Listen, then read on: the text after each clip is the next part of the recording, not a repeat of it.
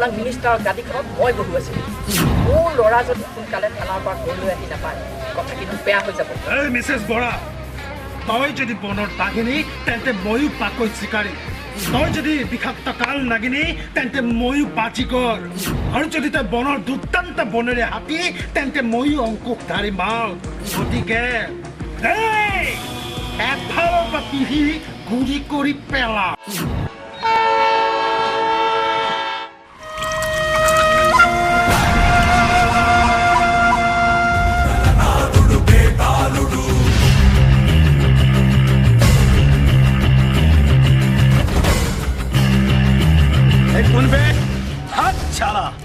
একে হয় মোৰ নাম